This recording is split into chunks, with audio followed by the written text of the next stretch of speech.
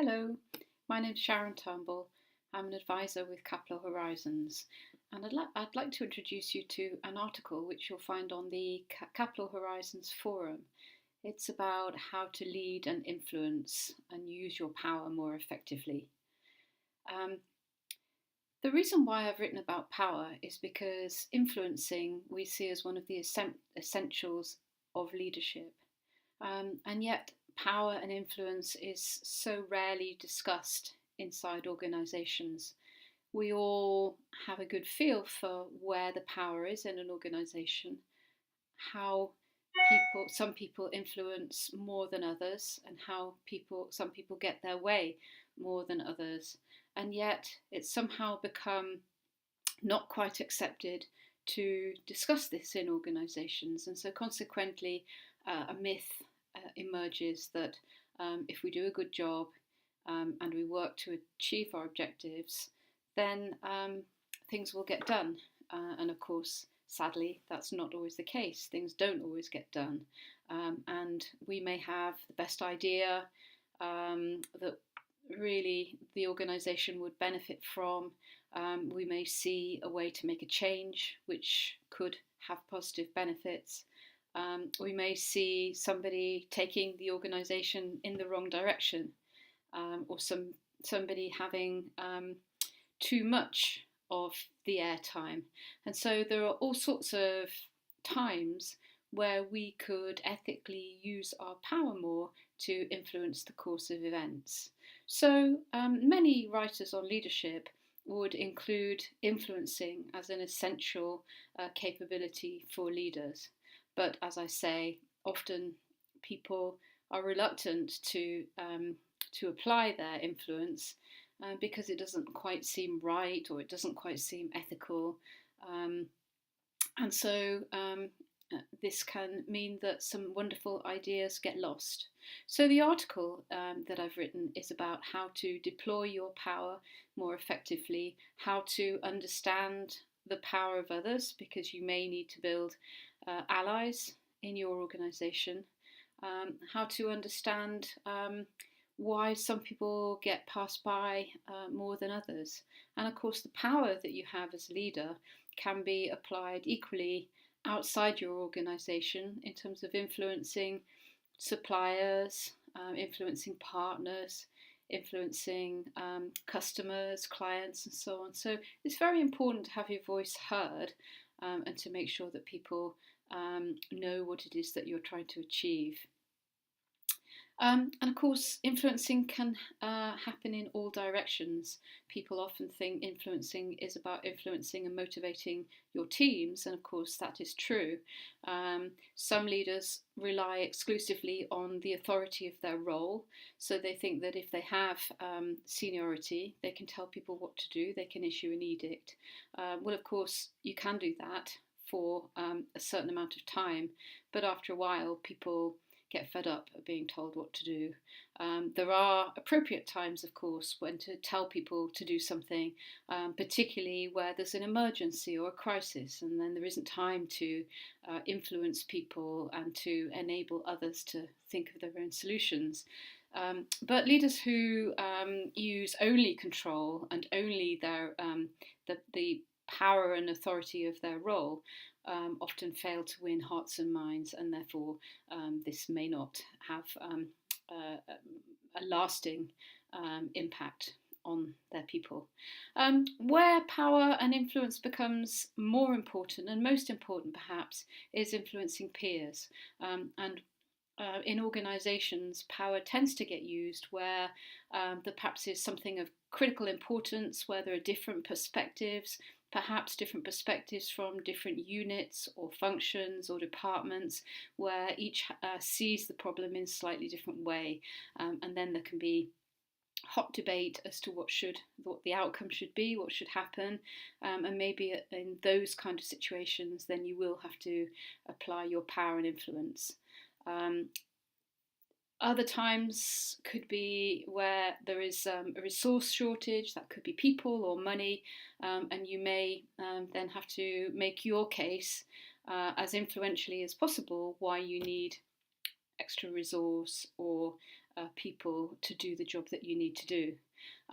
So this may sound to some of you Machiavellian, but actually, if you can ask yourself the question, why am I fighting hard for a particular case? If it's because you genuinely believe it's for the benefit of the organisation or for society as a whole, or for your team, then you may very well be able to say that you are acting as with ethical intent.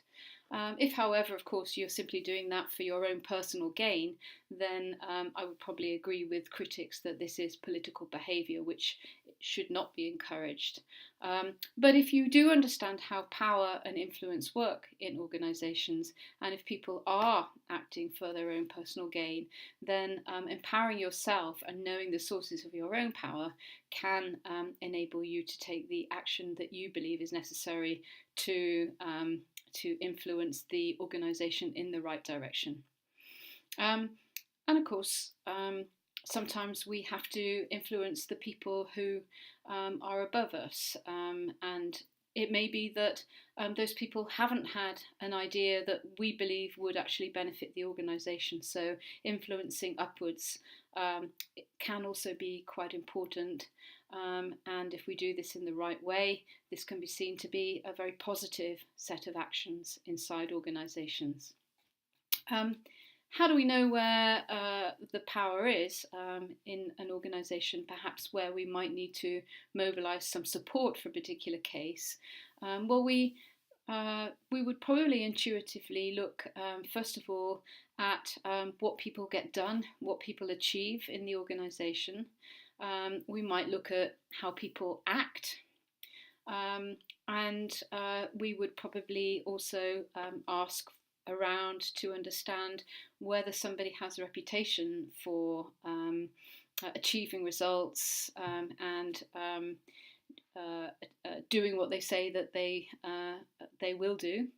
And also we would probably look to see which people are wanted in terms of are asked to be involved in strategy groups or other important groups or meetings or committees in the organisation. People who are always popping up in important events and meetings. Often those are the people who are seen to have power, are seen to influence, and they may well be the people that you need to lobby in order to create a critical mass of people who will support you in whatever venture that you want to achieve. Much of my thinking on power and influence has come from a professor called Jeffrey Pfeffer, American professor, who's written extensively a number of books and articles about managing with power and power in organisations and how we as leaders learn to influence. And he has identified a number of sources of power.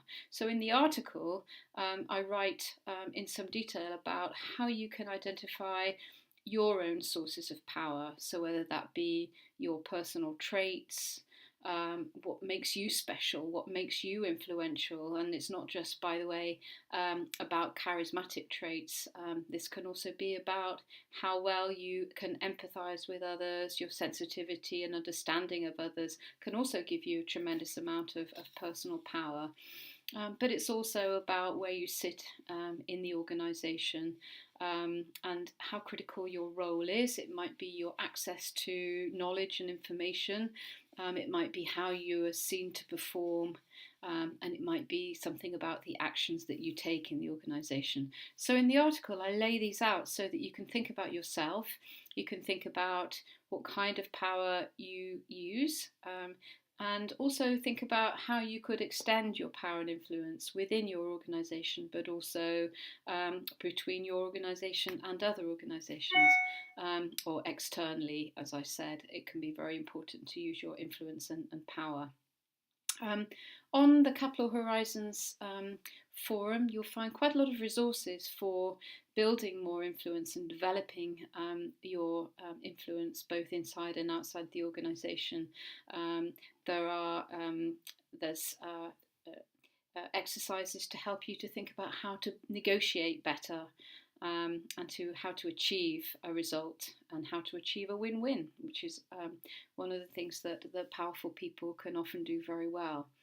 That's all I want to say in this brief introduction, but I do hope that you'll read the article, think about you as a leader, your power and your influence, and how you can increase that and how you can achieve what you want to achieve as often as you possibly can. And how you can sustain your achievements and sustain your influences, and be seen to be somebody who people want to involve in projects, ventures, new ideas, as opposed to somebody who might be extremely efficient but perhaps not as influential as others. So I do hope that you can become even more influential than you are already, and I wish you luck with that. Thank you.